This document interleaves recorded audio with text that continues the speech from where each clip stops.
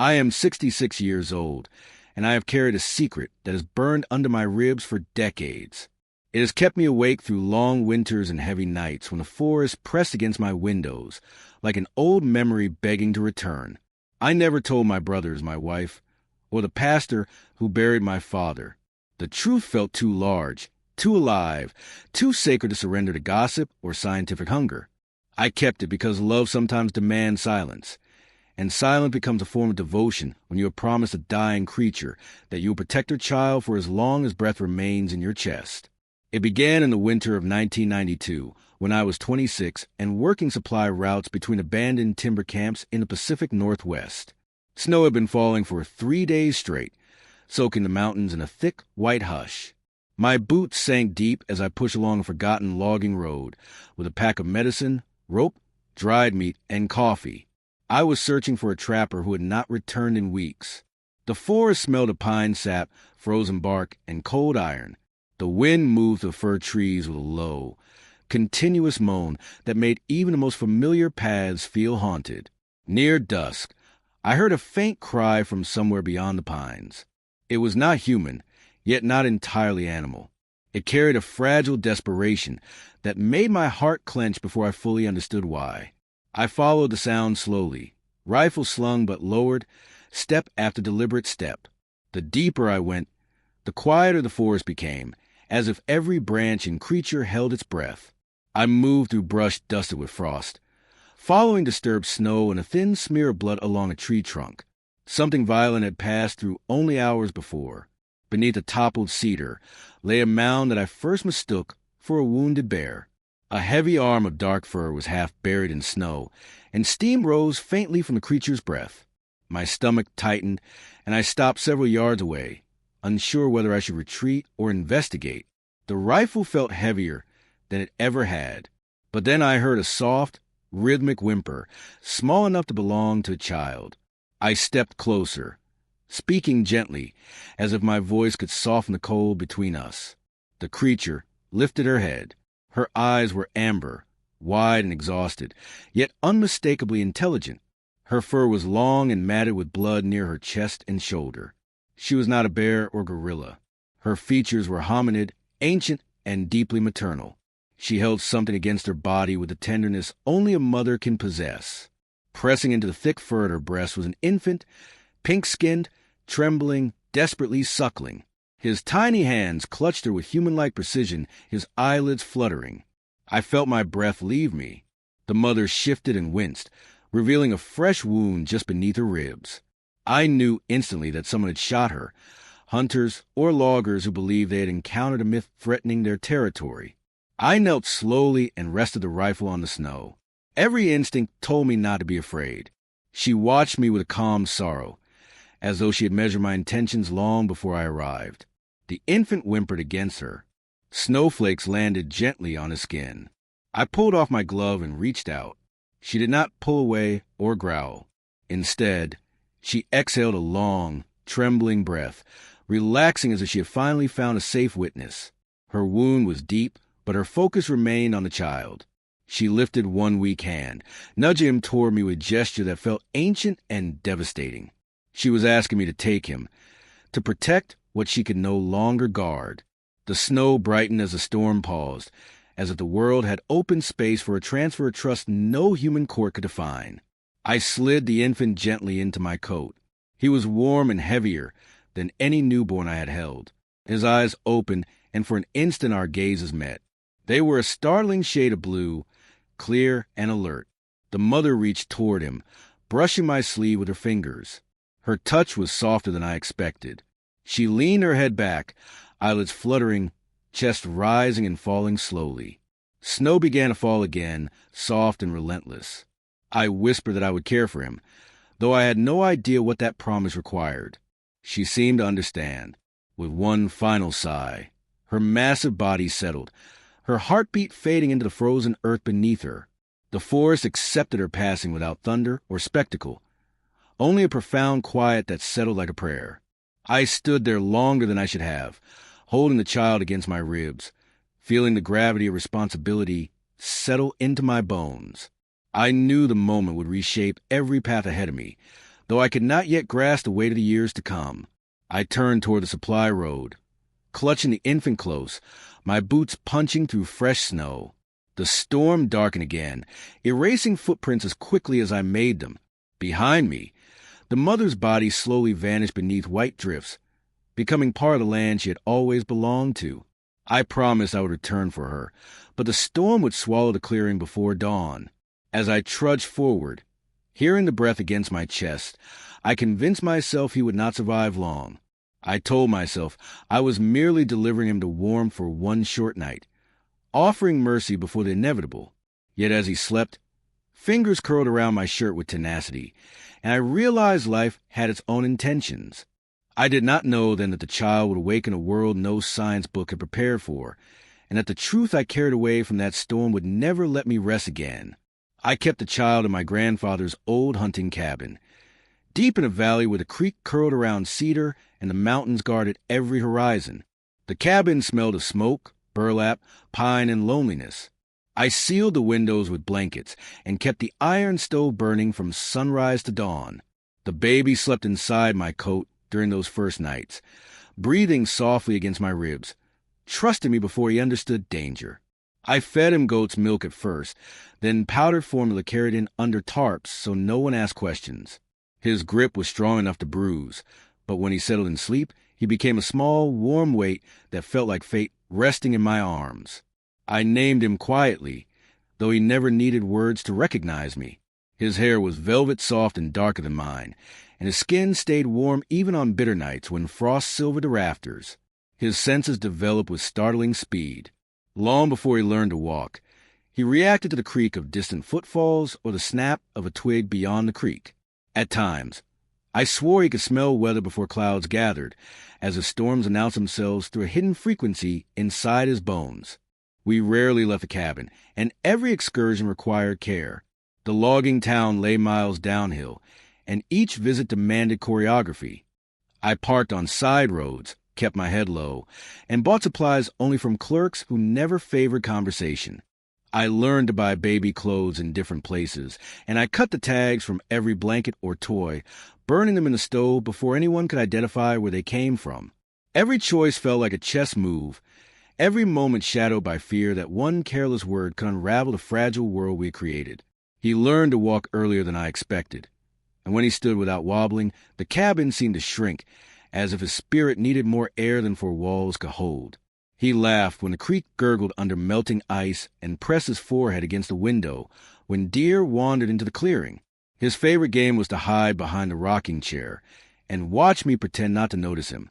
When he giggled, the cabin felt brighter than any church I had ever entered. But the forest was never entirely safe.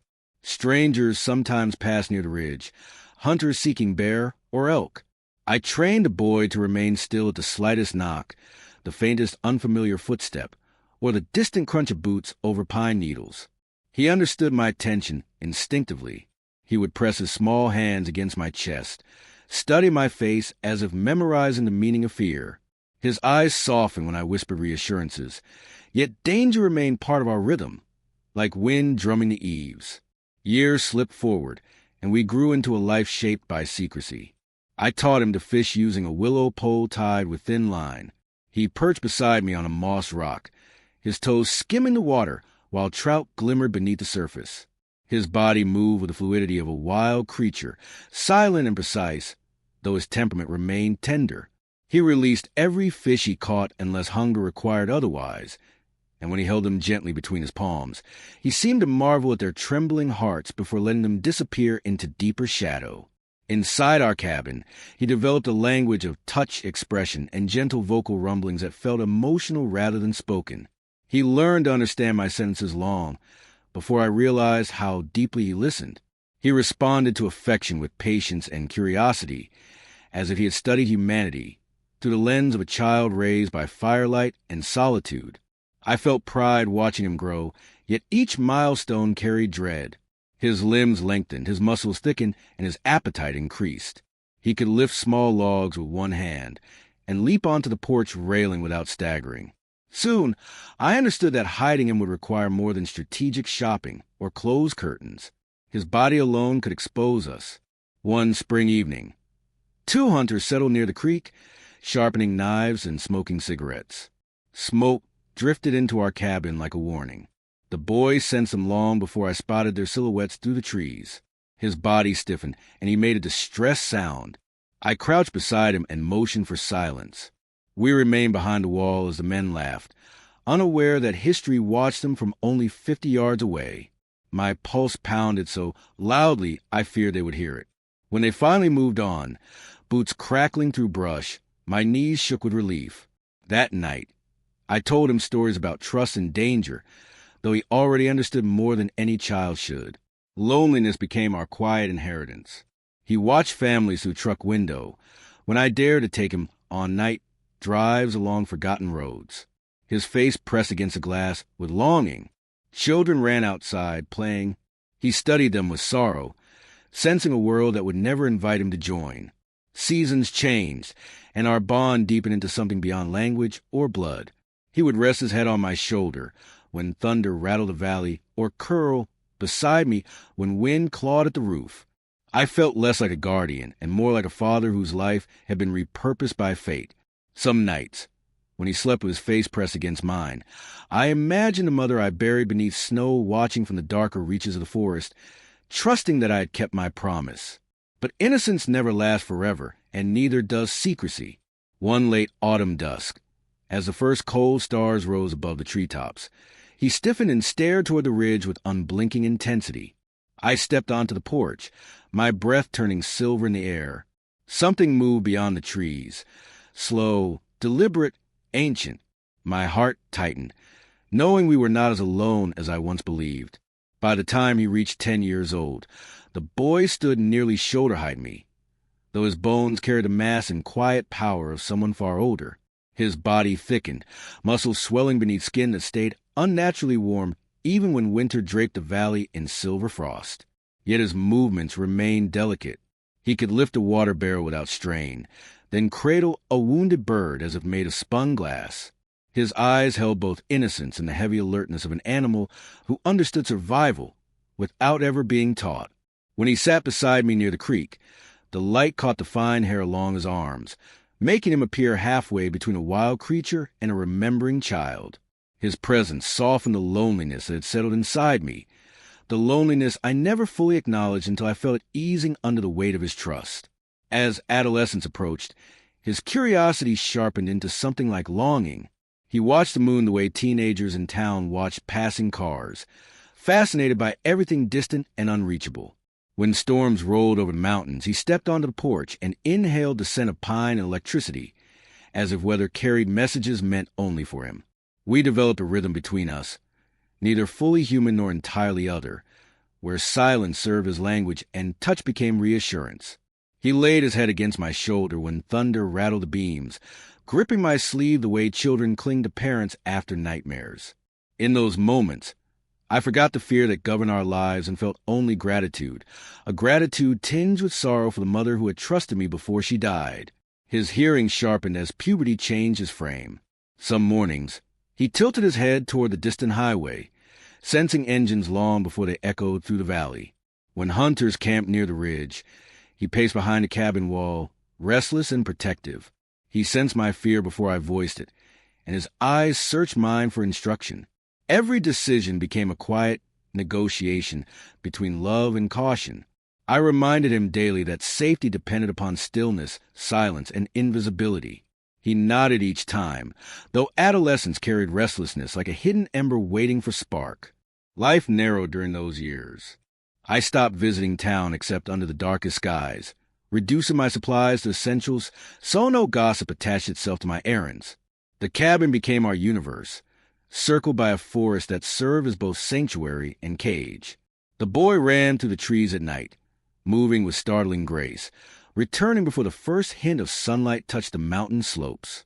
His body had become too large to hide easily, yet he could disappear into brush without rustling a leaf. I watched him from the window, a shadow barely separate from the wilderness that had birthed him. When he was 12, life nearly slipped from him. A fever struck without warning during late January. His skin flared hot enough to sting my palms when I touched his forehead. His breathing grew ragged. each inhale sounding like a struggle against drowning. His body convulsed with chills, and he curled against me, eyes unfocused. I used every remedy I could invent. Cool cloths, broth, herbs, the slow drip of water from a spoon. I prayed until dawn, praying not for miracles but for strength. I felt more helpless than I ever felt burying my parents. I whispered stories into his ears so he would not drift alone through whatever dream pulled him away from living. For 4 days, sleep abandoned me. I held him through waves of delirium. He clawed the blankets, gasping with frightening weakness, then collapsed against my chest. I believed death hovered near our door. But near sunrise on the 5th morning, his fever broke. Sweat soaked the mattress, and his breathing eased into steady rhythm. Relief felt like an earthquake beneath my ribs. When he finally woke, he reached his trembling hand toward my cheek, studying my face with gratitude too ancient for language. Tears slid from my eyes, unashamed.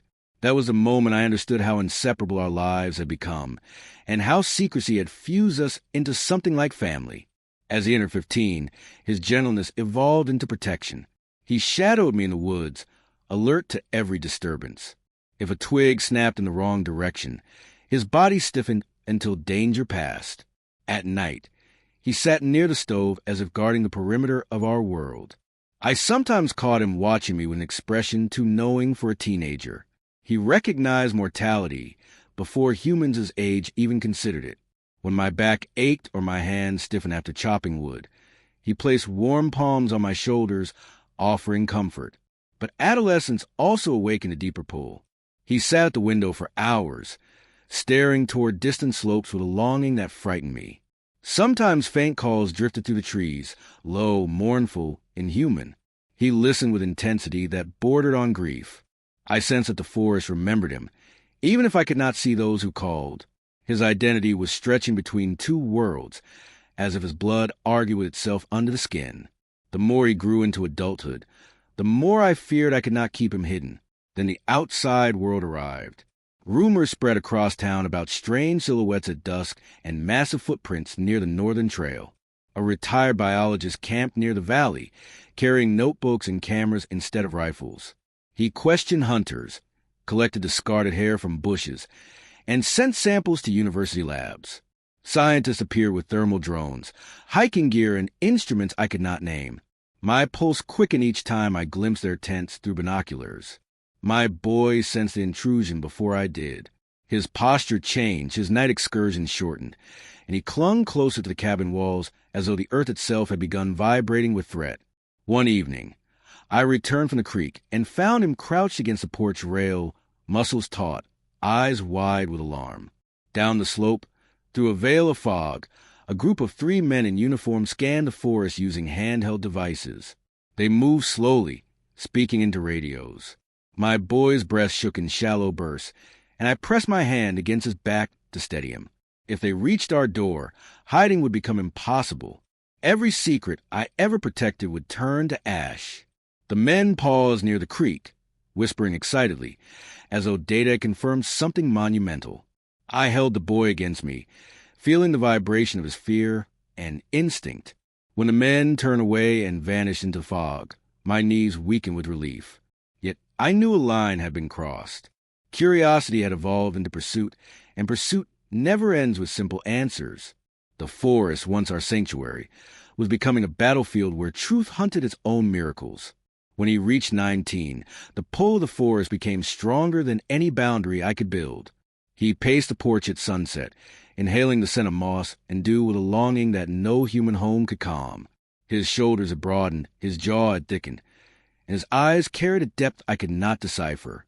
Sometimes he sat on the roof, staring toward the distant ridge with an expression halfway between grief and recognition. I felt love sharpening into fear.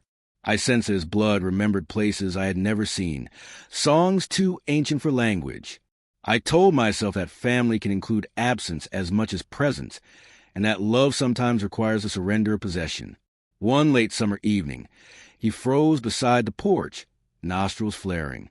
The air smelled ordinary to me, but he seemed electrified by a presence beyond the trees. I whispered his name, and he stepped forward, tense yet unafraid. The sun slid behind the mountain, leaving a violet glow across the clearing. Then I saw a silhouette on the ridge, tall and still, watching with a patience that did not belong to men.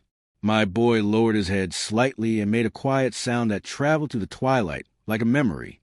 He was not answering a stranger. He was recognizing kin. My chest tightened the way a father's heart breaks when it understands a child must walk toward a destiny that does not include him. I placed my hand on his shoulder and whispered that love does not disappear when distance arrives. He pressed his forehead to mine and wrapped his long arms around me with a tenderness that felt like a farewell. In the early hours of dawn, when fog brushed the cabin windows, he slipped into the forest with steps lighter than the wind. I watched from the porch, unable to speak, knowing that holding him would have been an act of cruelty rather than devotion. The valley swallowed him silently, leaving behind an emptiness that echoed through the walls. The cabin became unbearably quiet. I continued chopping wood, tending the stove, and fishing along the creek, though every task felt heavier. Night stretched endlessly, each hour reminding me of the laughter that once brightened the rafters. I kept my promise to remain hidden, but without him, secrecy felt more like exile than protection. Still, I survived because I believed he was living the life his body demanded, learning traditions that predated my country, my faith, and every story told around campfires. Years slid forward. I aged quicker than I expected, as if grief had become a slow frost settling into my joints.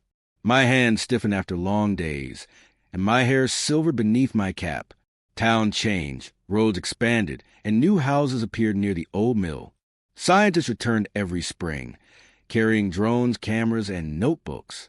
I hid from them, carrying firewood at dusk, and using lanterns so faint the cabin resembled a tomb. Sometimes I felt the urge to shout into the darkness that they were not hunting monsters, but families who deserved burial, memory, sanctuary, and silence. One bitter winter morning, a pair of biologists knocked softly on the cabin door. They were not the loud, ambitious men I had seen before, but quiet researchers with kind eyes and wind-burned cheeks. They introduced themselves as independent specialists studying unexplained DNA found in the valley. Their samples had returned results no lab could categorize. Partial human ancestry mixed with unknown primate structure. They did not bring rifles or traps. They carried microscopes, recorders, and a reverence I had never witnessed from outsiders. My heart hammered as they asked if I had ever seen anything unusual. Silence felt like betrayal, yet confession felt like opening a vault that no key could reseal. I did not speak for a long time. Then I walked to the old chest beneath the stairs, removed a tin box wrapped in cloth, and revealed a lock of hair I had brushed from the boy's shoulder when he was 13. The hair shimmered in soft amber light, thicker than human strands, yet flexible and alive. The biologists studied it under magnification. One of them gasped, whispering that the cellular architecture did not resemble mythology, but biology. They asked where it came from, and the room felt impossibly small, like memory had turned into weather closing around us. I told them everything. The storm, the wounded mother, the infant suckling in snow, the fever nights, the cabin games, the near encounters, the hidden adolescence, and the long walk into the forest when destiny called him home. My voice shook more than I expected, because speaking aloud transformed experience into history, and history no longer belonged only to me. The researchers listened with faces drained of color, understanding both magnitude and danger. They did not laugh, interrogate, or accuse. They treated the story as if hearing a eulogy for a hidden civilization. One of them pressed his hand over his mouth and whispered that secrecy had been an act of mercy beyond measure. I felt an unexpected release, as though confession had opened a window inside my ribs, allowing oxygen into decades of emotional dust. But knowledge invites pursuit. If they submitted the sample for full genomic analysis, governments, corporations, and opportunists would arrive before snowfall. The valley would become a battlefield, and every living relative of my boy would be hunted until none remained. I begged the researchers to let truth remain quiet and sacred. They promised they would publish nothing without my consent, and would protect the integrity of every being connected to that lineage. They believe that not all discoveries require public spectacle. Some are meant to stay within the soil that protects them. After they departed, I walked alone to the ridge where my boy once stood with wet eyes, understanding the call of blood. Snow settled on my shoulders as if acknowledging finality. I sat on a stump worn smooth by years of reflection and spoke softly into the empty woods. I thanked the forest for trusting a young man who did not deserve such honor. I thanked the mother who died with unshakable faith. I thanked the boy for loving me without question, without judgment, and without shame for the difference written into his bones. A branch snapped beyond the spruce. A shadow moved between trunks with a grace I could never mistake. I held my breath as warmth filled the clearing, a familiar presence watching without fear. I whispered that I would keep protecting them until I could protect no more. The wind pressed gently against my face, as if a hand had reached for memory to offer farewell. I closed my eyes and felt him there, grown, strong, and alive, reminding me that love never vanishes simply because we release it. Which city are you watching our video from? Please leave a comment. Please subscribe to the channel as well. Thank you.